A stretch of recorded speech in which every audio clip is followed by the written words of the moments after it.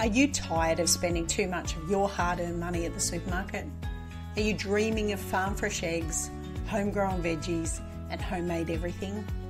Well, welcome to Ditch the Store, where we break free from supermarket dependence and take back control of our food and household essentials. I'm CJ, and I'm here to show you that life is too short for store-bought eggs. So let's get started. G'day everyone, and welcome to another episode of Ditch the Store. CJ here on her own. I'm trying to crack through and record a whole bunch. I'm trying to batch produce and record a whole bunch of podcasts in one hit. We'll see how we go. I'm going to try and record 3 today.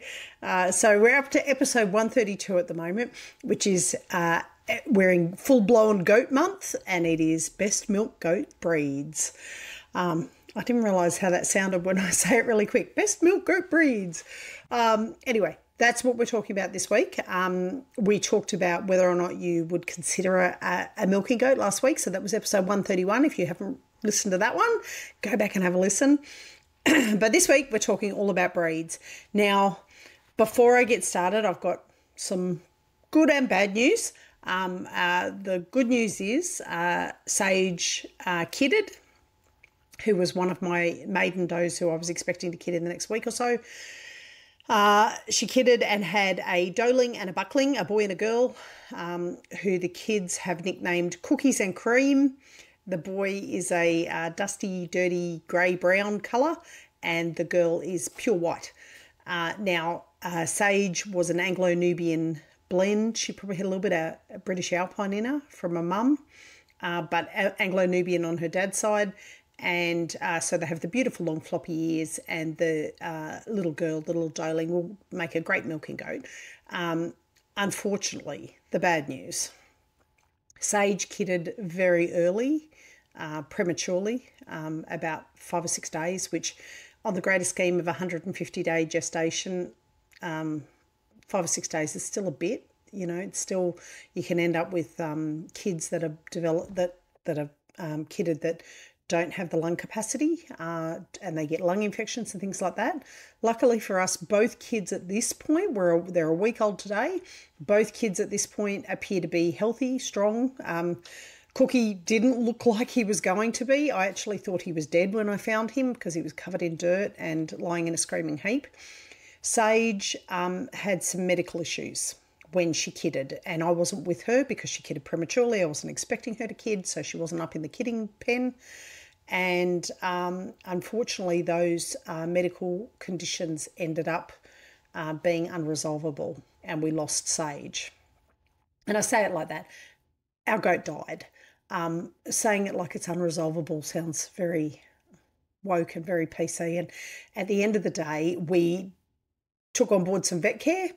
That vet care indicated that we may not be able to get her back from what the issue was. And the issue was pregnancy toxemia, which I didn't recognise in her because she was in a herd situation and I didn't notice that she wasn't eating enough.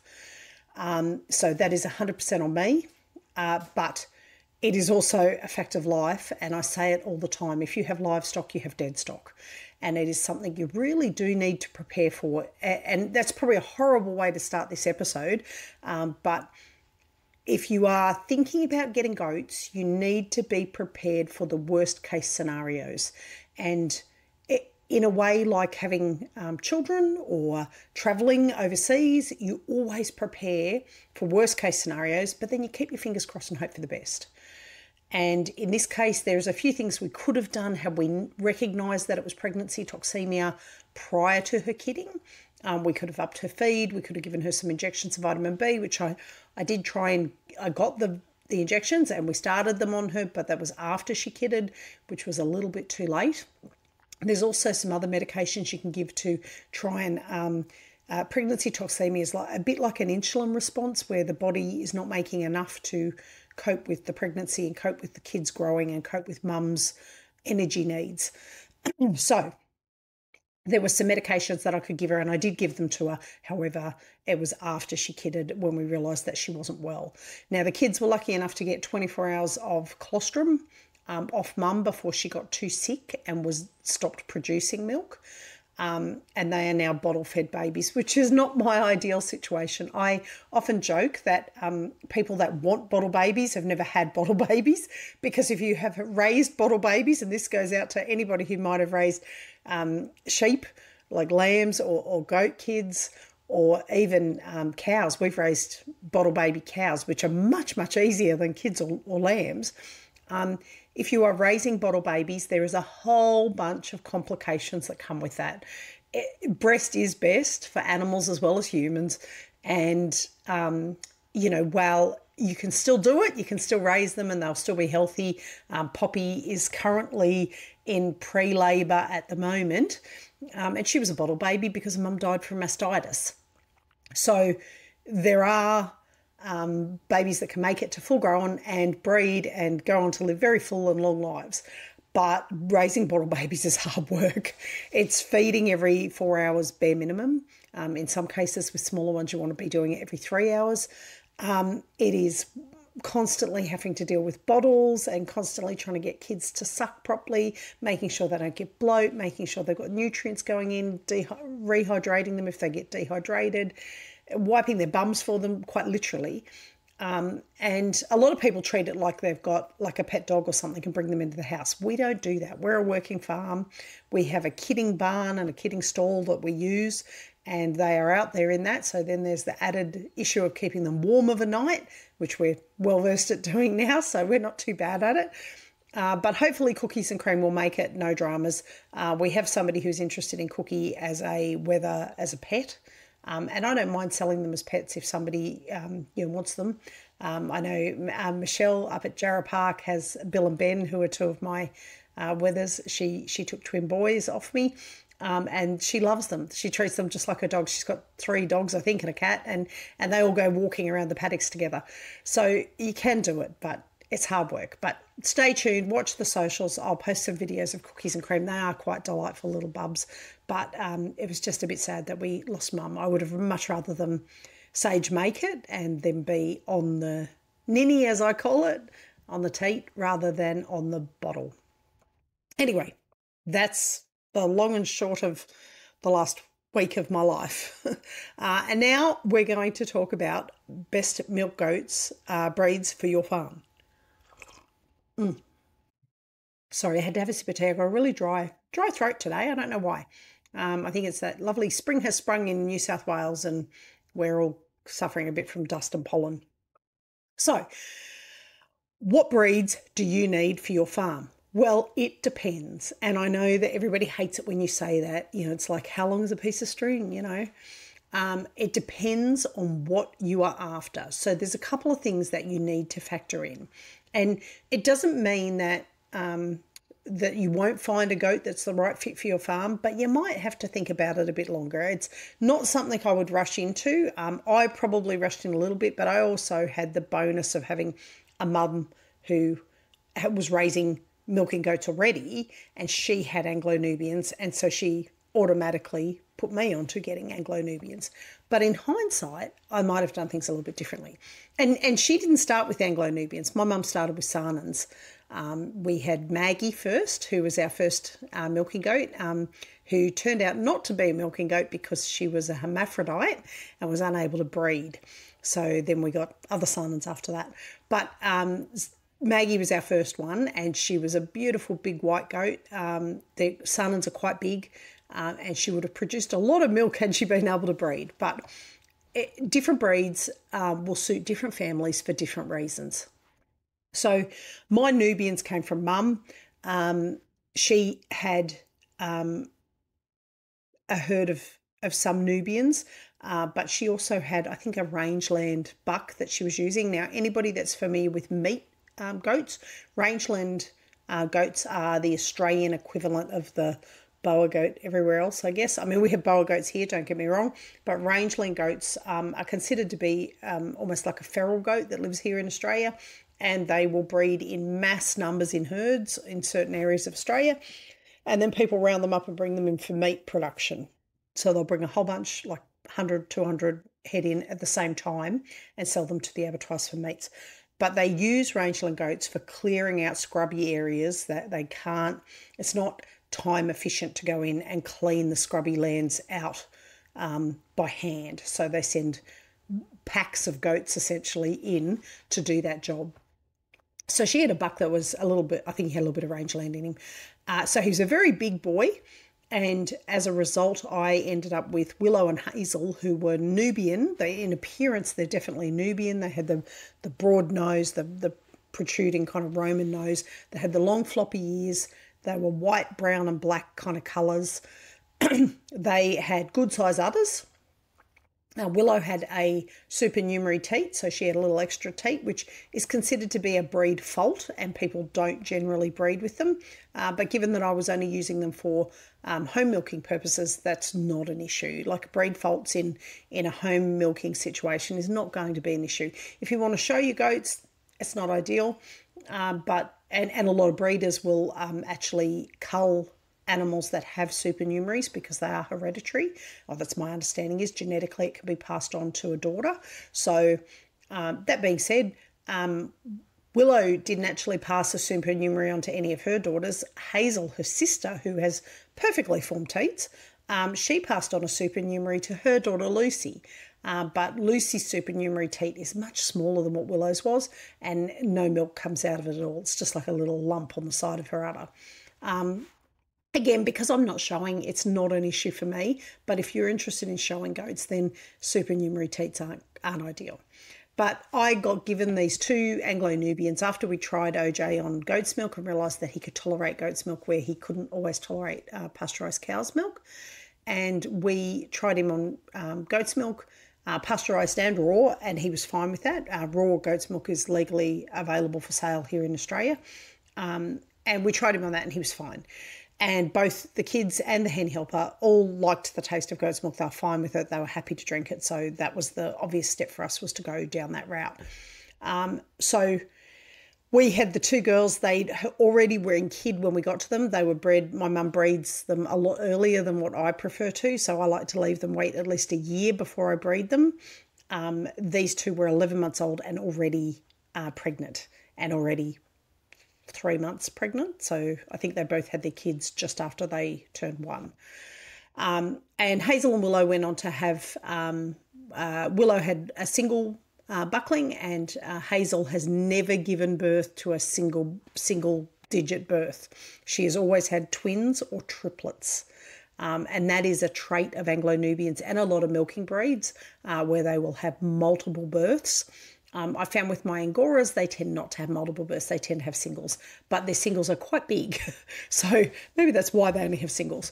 But that was the route that I went to get the Anglo-Nubians. Now, had I known more about goats than I did back then, and this is going back, coming on to 10 years now, had I known more about it then, I probably would have looked at some other breeds, because there were other things that I wanted to do. I have a keto style diet, so I drink a lot of cream in my coffee instead of milk because it's lower in carbs. And I like the taste of cream in my milk, but I also like making butter and I like making cheese. And because of that, the Anglo-Nubians were good because they have a high butterfat content, but they don't have the highest butterfat content. And so when I go through these, you will see, I'll go through and list and let you know the different levels, but there are other breeds that have a higher butterfat content. They don't produce as much milk, but you've got more chance of being able to make cheese or cream or butter out of their milk supply.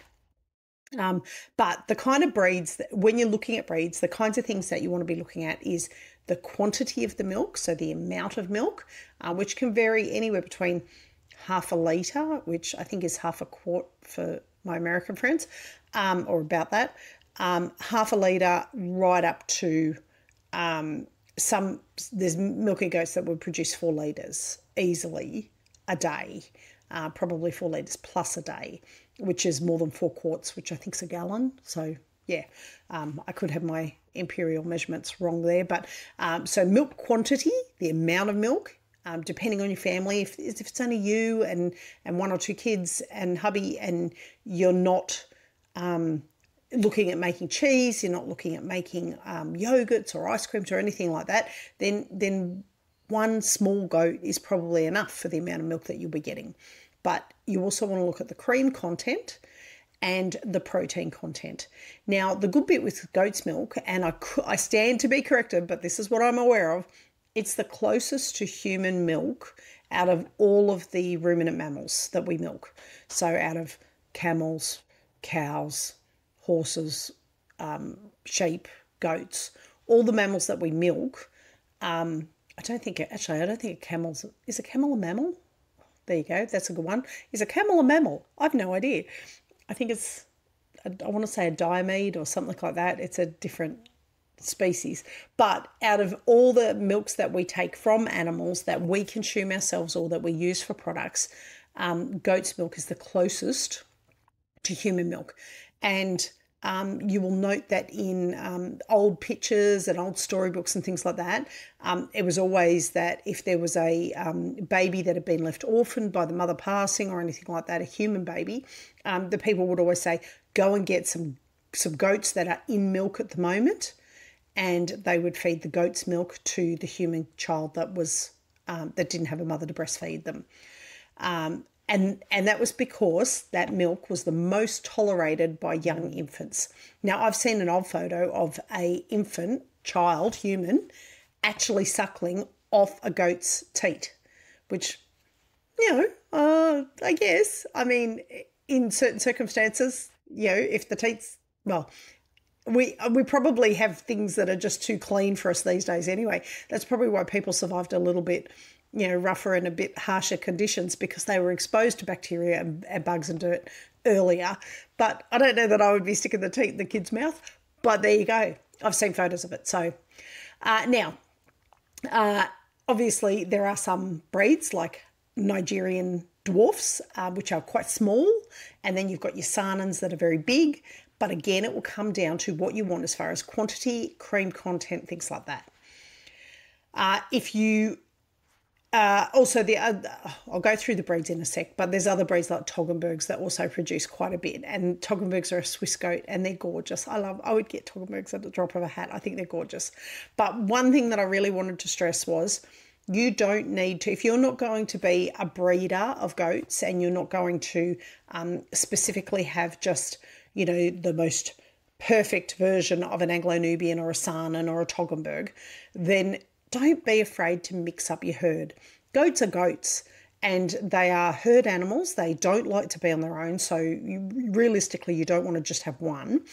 But that being said, you don't have to have all the same breed. You can have a Saanen who gives the higher quantity and a Nigerian Dwarf in together, and the Nigerian Dwarf giving you all that beautiful creamy butterfat and the Saanen producing the quantity of milk that you need for drinking milk.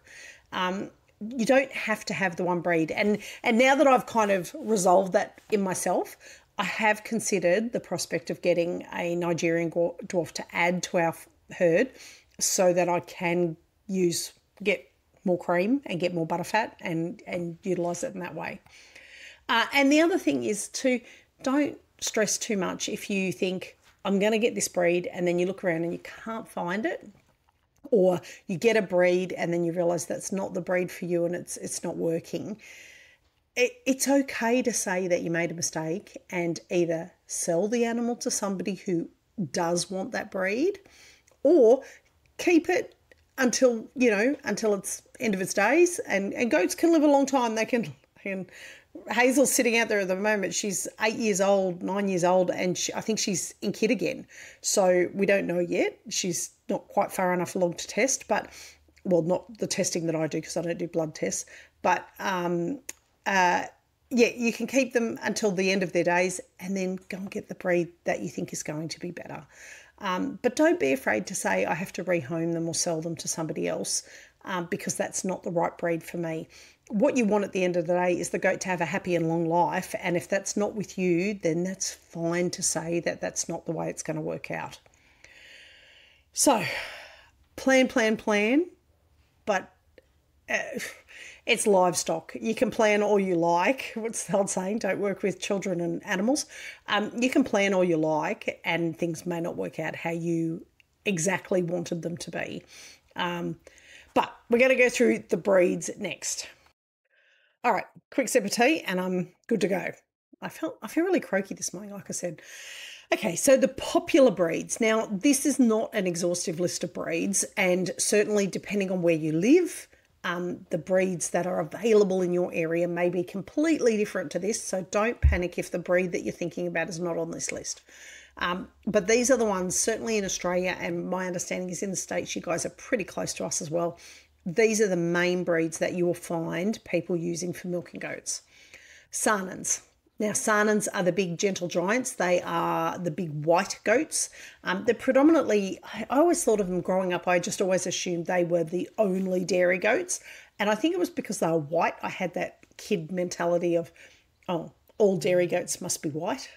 Yeah, like all Jersey cows are the only milking cows. And of course, now I know Friesians and Dexters and a whole bunch of other different breeds that also are milking cows. But Saanens are super big milk producers, and I think that might have contributed to my thought about them being dairy goats, because in commercial dairies, Saanens are quite well populated because they do produce a lot of milk. And in a commercial dairy, and I say this all the time, I've said it, I'll try and put a link in on my raw milk episode that I did last year or the year before, but in dairy situations, they are trying to achieve something different to what we as homesteaders are trying to achieve as far as having a or two milking goats to produce milk for our family. In a commercial dairy, they are trying to produce as much milk as possible to feed the masses. And that's fine. It's a different kind of, it's a different requirement for them. So Saanen produce huge amount of milk, not much cream, a lot of milk, but they are used a lot in commercial dairies. Now, they would be great for you if you have a decent amount of size of space, so 5 acres, I would say. If you're on 2 acres, you'd be hand feeding a fair bit. But they're ideal for families who want a larger quantity of milk. So if you've got 6 kids plus and they're all big milk drinkers and you want goats for milking instead of a cow, and you've got 5 acres, 2 Saanens would keep you in, if you took the kids off them, and we'll discuss some more issues around that later. But if you're just producing milk out of them, you could be getting 3 to 5 litres a day off each goat, so 10 litres a day. That's a lot of milk. And that's why I say don't be afraid to mix it up. You don't have to have 2 Saanens. You could have Saanen and something else. But that they can produce, I think it's 3 to 4.5 litres a day they produce. But again, not much cream, good amounts of protein, but not a lot of cream. Sorry, I just paused that for a sec. While I was talking, I realised I have a cheat sheet and I will post it in the show notes so that you can go and have a look at it. It's also on my school community that I've started. So if you've not heard of school, it's a school community where you can go and it's basically like a Facebook without all the ads, if you know what I mean. Anyway, I have got my Saanens here. So I was just going to say 3.5 to 5 litres a day. Their butter fat is around 3.5 to 4%. And their protein quantities are 2.95% protein. So not the biggest protein and not the creamiest of milk, but good producers, really good producers. And it's a very mild flavoured milk. There's no goatiness to the Saanens, which is probably why they're used in commercial dairies as well. Now, Anglo-Nubian is the next one on the list. Anglo-Nubians, I think in the States you guys call them Nubians. But Anglo-Nubians were a hot climate breed of goat, hence why they have the big Roman nose, because their nasal passages actually help cool them down. And they have big floppy ears as well, which helps distribute some of the heat out of their body. Anglo-Nubians are what I have. They are hardy goats. They're good doers. If anybody who's used to that term in horses or cattle, a good doer is something that you don't always need to hand feed. They can survive quite well in scrubby kind of areas and get a lot of nutrients out of the ground. That being said, mine can be quite fussy and quite, precious. They don't like cooler climates as much, which is weird that I have them here.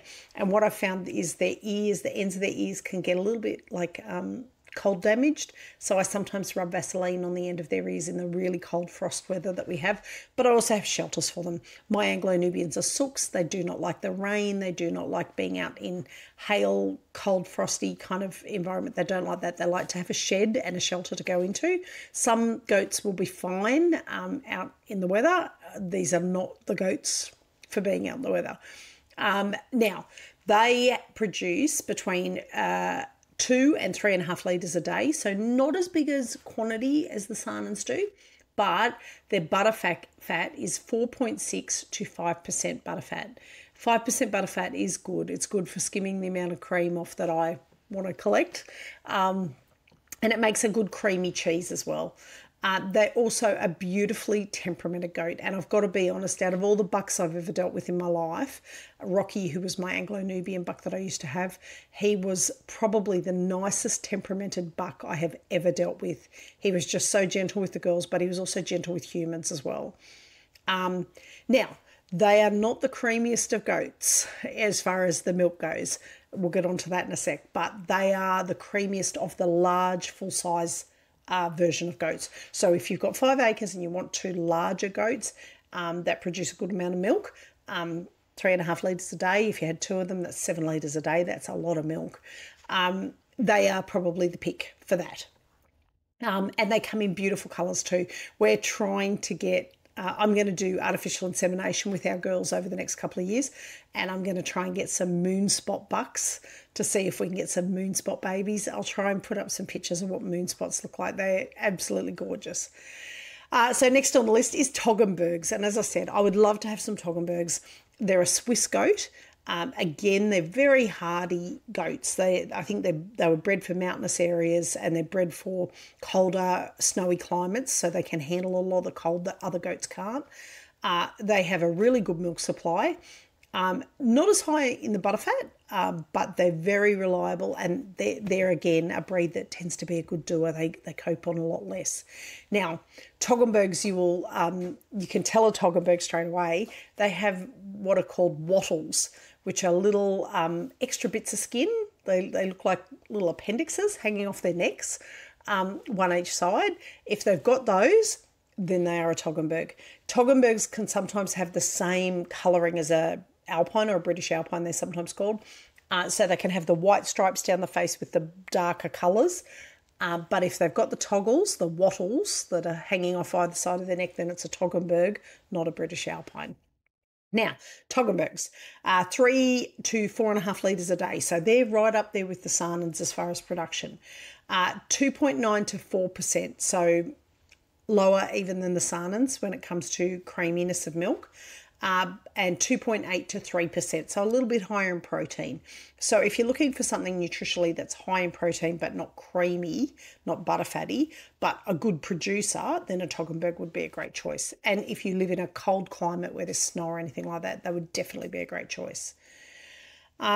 Alpines are next on the list. Now, my Lucy, who is our only dehorned goat that we have on the farm, who is one of my milkers, she's one of my main milkers. This will be her 3rd year of milking. She is a beautifully natured goat, and she absolutely can be referred to as Alpine or British Alpine. She absolutely has British Alpine in her. She has this perfect colouring with the white stripes down either side of the head and the black body. The colouring is very specific, and it's actually a breed specific trait for showing Alpines. So she has that colouring. So somewhere in her heritage there is a British Alpine, and it came through in her. Now, they are great milkers. They give a really good quantity of milk. They're very adaptable, but they have great personalities. And I don't know whether it's just Lucy or whether it's all British Alpines or Alpines.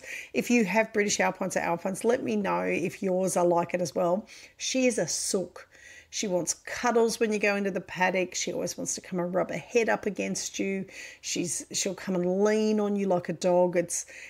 She's a really, really different personality. But she's also a really great producer. Now, like I said, she does have a supernumerary teat that comes off the side of her udder. It doesn't impact her milking ability. She still milks really well. And I co-share with her kids, so I only take a litre off her every morning. But the supernumerary teat does not impact her ability to milk. She is still a really good milker. So next on my list is the Nigerian Dwarf. Now, this is the one that I said, if I had my chance again, I probably would go and get one, and I may still consider getting one at some point. They are smaller, so I would have to modify my milking bale because they are one of the miniatures, or considered to be in that miniature classification. So they are much shorter, much smaller than my Anglo-Nubians are. You do have to modify things a little bit, and because of that they don't give as much milk because they're a smaller breed, obviously. You also have to be careful not to put large bucks over them, because if you try and breed, and this goes the same for any livestock that you're breeding, if you breed a supersized buck over a miniature sized doe, what you'll end up with is a doe that really struggles to give birth. So you have to take that into consideration where you're going to get either the semen tubes if you're doing artificial insemination, or where you're going to get a buck that can service the doe, that's not going to make her give birth to a gigantic, buckling that she can't get out and has to be C-sectioned, which is not ideal. It's not what you want. But Nigerian Dwarfs are fantastic if you have less space than other people. So if you're only on 2 acres or something like that, 2 Nigerian Dwarf does would be perfect. You would have to hand feed still on 2 acres. I always say you have to hand feed, especially with milking goats, you do. And we'll discuss that in nutrition in a couple of episodes. But you do need to give them some hand feed because they don't cope when they're producing so much milk. They sometimes dig into their own nutritional requirements. So you do have to hand feed, but you may not have to hand feed much. Now, these are the champions of the butterfat world. They have, if you are interested in making your own cheeses and your own butter, these are the ones. You won't get a lot of volume, but the quality will be amazing. For a Nigerian Dwarf, on my list, I have 1 to 2 litres a day. So they're right at the bottom of that milk production level. But get ready for this. The butterfat percentage is 6 to 10%. Now, keep in mind, Anglo-Nubians were the highest of the larger goats, and they're 4.6 to 5%. So Nigerian Dwarfs 6 to 10%. So double that of an Anglo-Nubian. That's just awesome. That's why I say I'm really keen now to think about getting one. So that's your Nigerian Dwarf. That's the only one I've got on the list that's the smaller breeds. The next one on my list is the La Mancha. Now, I have only just recently met a breeder who had La Manchas. La Manchas are the cutest looking goat you've ever seen. They have no ears, or they do have ears, but they have these little nubs for ears. So when you see these goats and you look and think, where's their ears? Yeah, because I'm so used to my Anglo-Nubian ears, which are big and long and floppy, and here's these La Manchas with these tiny little buds sticking out the side of their head. But they are a really easygoing, quiet, very productive kind of milker. Now, when I say quiet, that factors into, and I'll talk about it more in the breeding episode, but some goats are noisier than others. Anglo-Nubians, when they're in their season, when they're ready to breed with the bark, they can be so noisy. And when I spoke to this breeder about it, she said the good thing about the La Manchas is they don't make a lot of noise. They're a very quiet goat. So if you're in a smaller 5-acre lot where you've got a lot of neighbours around you, then that might be the way to go, because people will complain. People move to rural areas and then complain about the amount of noise that goats are making. It's like, holy shit, people. You've just moved to a rural area. Did you not think there would be animal noises? Anyway, what have we got here on my list? Where am I? La Mancha. On my list are 2 to 3.5 litres a day, so around the same as an Anglo-Nubian. A little bit less butterfat though, 3.5 to 4%, so a full percent below the Anglo-Nubians. But if you're not interested in making cream or cheese, or not creamy cheese, then, and you want quantity and a quiet goat that's a really beautiful personality, they could be the good one to pick. Now, they are higher in protein. They're higher in protein than both Saanens and Toggenburgs at 3.3%. So they're higher than the British Alpines as well. Not quite as high as the Anglo-Nubians. So Anglo-Nubians have a little bit more protein. But breeders that have La Manchas often, I think, say, that they love them because of their personalities. So if you're really after a goat with a personality, that might be the way to go. And again, like I said, it depends what's available in your area too. If you can't get your hands on an Anglo-Nubian, a Saanen, a Toggenburg, a British Alpine, but there's breeders out the wazoo that have got Lamarchas, then that might be a great choice for you. Now, for the Australian people, because I don't know that these breeds are available in the US, but in Australia we have two other breeds of milkers that we use that are specific to Australia.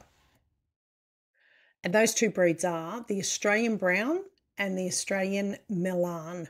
Now, the Milan, I think, is a cross between a Saanen and something else, and I don't know what it is.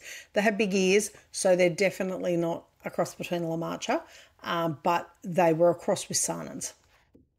Now, the Australian Brown first.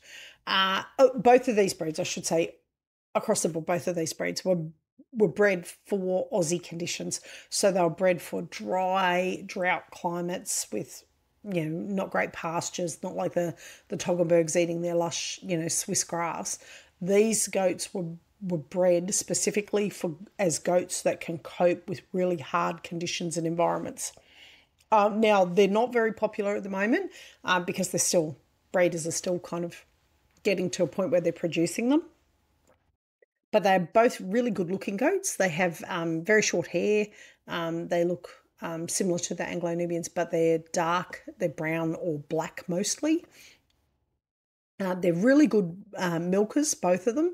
I don't have the protein percentage recorded for the Australian Browns, but the Australian Browns 2 to 3 litres a day and 3 to 4% in protein, which is right up there with not as much production as the Saanens, but right up there with the La Manchas or the Toggenburgs, more than the Nigerian Dwarf, and a higher protein percentage than some.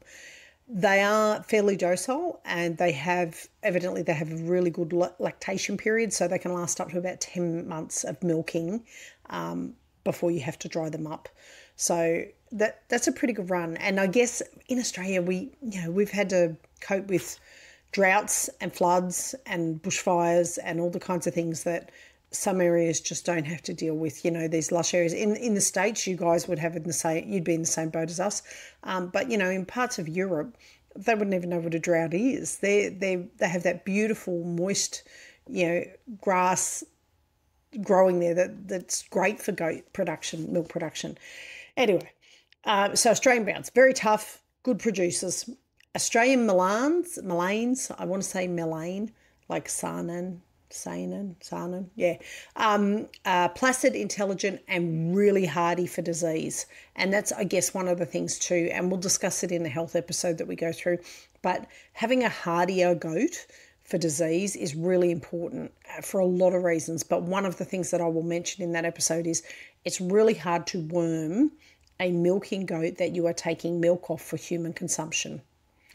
There's lots of worming products out on the market, and all of them are geared towards meat or wool producing goats, and they are not geared towards milk producing goats, and they're not very effective. The ones that are available for milking goats are not very effective. So it's important to look at disease resistance when it comes to milking goats. You don't want to have to be worming them all the time. You want a goat that can cope with a certain parasite load and not need to be constantly wormed. So that's our breeds that I wanted to go through. Now, the kinds of things that you need to think about before you decide which breed is going to be best for you is how much milk are you actually consuming? And if you are a larger family and you're consuming, 4 litres a day, well, then you need to be looking at those larger producers of milk. But if you're interested in making cheese, cream, you're using cream for things, making your own butter, then you may look to have either an Anglo-Nubian or a Nigerian Dwarf in your herd. Now, you might want to keep their milk out separate in order to not mix it all in together, so that you can take out that butterfat, that higher butterfat that comes to the top of that milk. If you have kids that are just drinking shit tins of milk, you might want to milk, your Saanens, your Toggenburgs, your Anglo-Nubians, and put their milk side separate for kids just to drink as pure straight milk, and then have your other breeds that are the higher butterfat content and separate them out for making cheese and butter and cream. My kids will drink between 1 and 2 litres a day when I'm milking. They know if I'm milking 3 goats during the season, they know there's going to be 3 litres of milk going into the fridge each day. OJ can drink a litre without even thinking about it, and MJ probably 500 ml a day she would drink during milking season, because she knows it's in there. And that's the thing, they know it's in there, so they will go in and just have a big glass of milk. And because it's good, it's fresh, it's creamy, they like their milk. Now, other things that you need to think about is making cheese. Now, if you haven't made cheese before, let me tell you, I never realised until I started doing it just how much milk it takes to make a small block of cheese. It kind of, you use like 6 litres and you come out with like 500 grams of cheese. It shrinks down really, really quickly. So if you are interested in cheese making, you may want to have a Saanen for the quantity and maybe have an Anglo-Nubian or a Nigerian Dwarf for the creaminess to add into it. Mix the milk together and use that for your cheese making. Soft cheeses, I'm really good at my soft cheeses now. Ricotta is awesome. My halloumi is awesome. I've made feta and that works out wonderful with goat's milk. My hard cheeses, I'm still learning. And I've got to be honest, I'm terrified of wasting it because hard cheeses take even more milk to make. So I really want to wait until I've got my cow in milk and then try and have a crack at making my hard cheese when I've got an abundance of cow's milk. So, but that's my little science experiment. So if you're interested in doing that, you need that. Now, the other thing that you need to think about is soap. If you want to make goat's milk soap, which I do, I make honey and goat's milk soap for us to use here. OJ used to suffer quite badly from eczema. Handy Helper sometimes gets a bit of eczema or dermatitis on his hands. I think it's from handling chemicals and things like that, working on cars and stuff. But the goat's milk and honey soap is amazing. It's so creamy. It lathers up really well, so it cleans really well, but it also doesn't leave the skin really dry. So I always keep some milk out when I've got like an abundance and I've got excess milk. I keep some and I freeze it into little ice cube containers in the freezer and then bag those ice cubes up to use for making milk later in the year because I make my milk on like a 6-week cycle kind of thing. So if you're interested in doing that, you need milk for that as well. Now, it doesn't have to be creamy milk for that. So I would say if you're skimming cream off milk, use that milk to make your soap with because it's still going to have the same properties in it. Now, how much space do you need to have? So between 2 to 5 acres, I would say you could easily have 2 Nigerian Dwarfs without a problem. 5 acres, you could probably have 2 full-grown full-size goats. If you're on a bigger block, if you've got anywhere between 5 and 10 acres, you are going to have shit tins of room for 2 goats. And you realistically only need 2 goats. Even if you have a large family that you're producing a lot of milk for, 2 Saanens, what did we say? Up to 5 litres. So even if they're giving you 3.5 litres, that's still 7 litres a day of 2 Saanens. So that's a lot of milk. If your family's drinking more than that, get yourself a 3rd goat. But yeah, so anything between 5 and 10 acres, you could definitely have 2 full-size goats on there. You will need to supplement feed, but we'll discuss that in the nutrition episode that I do. Milking goats will always need a little bit more nutritional requirement than non-milking goats, so you do have to factor that in. Now, quiet and personality-wise goats, and this is what I was talking about with noise factors. Your neighbours may not have prepared for the fact that when they moved to the country that they were going to have to listen to animal noises somewhere across their fence line. But personalities of goats and noise levels vary fairly significantly. Like I said, Lucy, who's a bit of British Alpine, is a big sook. She loves cuddles and that kind of thing. Hazel is a bit more standoffish, my Anglo-Nubian. She's the grandma of the paddock and she's a bit more standoffish and a bit more matriarchal. But, oh my God, noisy. She screams the house down during breeding season. And Lucy can be a bit like it too. She's her daughter and she can be a bit like it too. She screams the house down when she's in season. So you do need to factor that in. Now, my understanding is the Lamarches are very calm, so not as noisy. I mean, that being said, any goat during the breeding season is probably going to squeal a bit. Toggenburgs can be fairly calm. Saanens, from memory, from mum's ones, they can be a bit noisy when they put their mind to it. Lucy, who's got the bit of Alpine in her, even though she's noisy during the breeding season, she is not noisy the rest of the time. The two Australian breeds that I talked about, they're both considered to be quite placid. And the Nigerian Dwarf, I don't actually know how loud they are. Given their small size, I would say they're not going to make maybe as much noise as some of the others, but I have seen videos of Nigerian Dwarfs who they were doing artificial insemination on, and during their breeding cycle, they can be just as loud as an Anglo-Nubian. So definitely need to factor that in. Willow, who was, and different breeds, the same breed can have very different personalities within the same breed. So Willow and Hazel were my first two goats, and I lost Willow last year, which was devastating for me because she was probably, her and Hazel were my oldest goats, and I'd milked them for the longest. Willow was also a very, very affectionate goat, very sooky, very cuddly, complete polar opposite to Hazel, who is very standoffish. And she'll come and have a pat and a cuddle with me, but she's standoffish with anybody else. She's not a fan of strangers. Whereas Willow would walk up to anybody and want a head scratch and rub up against them. And we used to laugh that I'd bend down to cuddle her and she'd always wee as soon as I did that. It was like, I can relax and wee because Mum's standing right here with me. So even amongst the breeds, you will find different personalities. And of course, hand-reared or bottle-reared babies are going to be more dependent on humans, so they're probably going to be more social. That being said, I try not to bottle rear. In most cases, I co-share when it comes to milking, and my co-shared babies are just as sooky with me as a bottle baby has been. So, in fact, Poppy, who was a bottle baby, can be very standoffish when she puts her mind to it. She just ignores you. So what do you need to think about before you actually go and buy them? And I just realised the time, we have gone a little over. Sorry, folks. So last thing you need to know, where to buy and what to look for. Not all breeders are created equal. Some will sell goats that aren't suitable for what you need for milking and may not even be suitable for breeding. And without breeding, there is no milk. You've got to breed the doe in order to get her into milk. So I would suggest joining local Facebook groups. Join my school community, of course, Reddit, online forums, there's lots of places, and ask questions about breeders in the area. You will always get people who will tell you the bad shit about a breeder before anybody will recommend a breeder. Everybody likes to hear the bad news.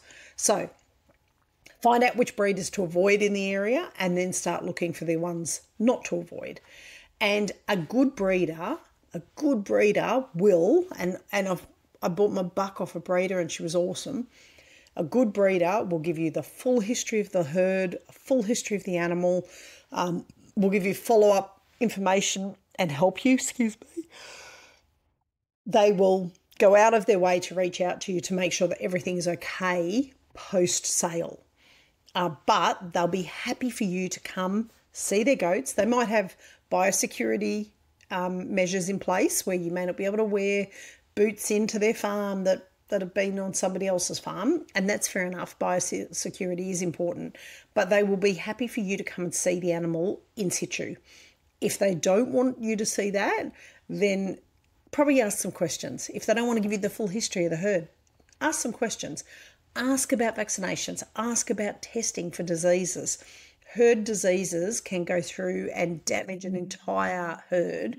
And one of them, which is CAE, which I can never remember what it stands for, caprine arthritis something, and John's disease, those two don't always show up straight away, but show up like a couple of years down the track. And if you've got them, it's too late once you've got them. John's disease is probably the worst one in Australia, where you really want to test and make sure that your animals don't have it. So also watch how they handle their goats. Calmer goats will be handled well. It's the same with buying horses, cattle, sheep, whatever, you can tell the way somebody handles an animal as to whether or not that animal's going to be calm and sedate, and whether it's going to be used to you doing things to it, or whether it's going to freak right out. Calm breeders, I've got here a little note. Calm breeders usually raise calm goats, and which is really important when you've got a milking goat up on the stand.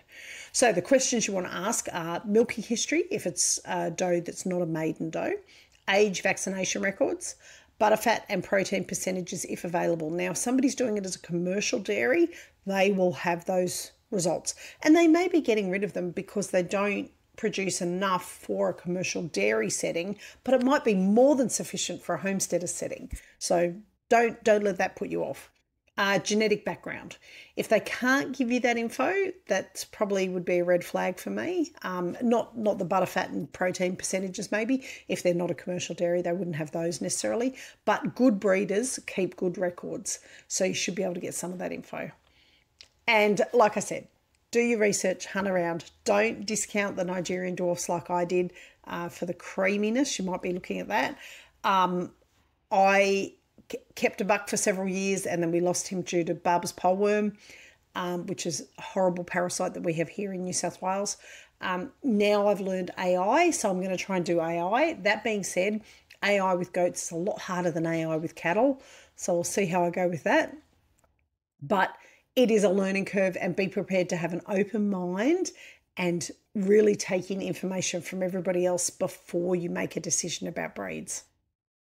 Anyway, that's it. We have gone well over. It's 50 minutes in and we're well and truly over. Think about all those things. If you have any questions, reach out to me. I'm more than happy to answer. Don't rush. Ask, and ask some more. And then when you think you've asked all the questions, just think if there's any more that you can ask, and ask somebody else, because you'll get people who will go, Anglo-Nubians are shit, don't get them, get a Saanen. And then you'll get an Anglo-Nubian breeder who'll go, oh my God, you don't want a Saanen, they're horrible, they're so big and they eat so much food, and you really want to get an Anglo-Nubian. So breeders will have their own take on it. Ask everybody. Ask people that have had other breeds as well. There's no rush. Anyway, next week, I can't remember what we're talking about next week. I think I'm talking about kidding it might be fencing and housing requirements, because that's probably more important than kidding to start with, because you need to house them before they have kids.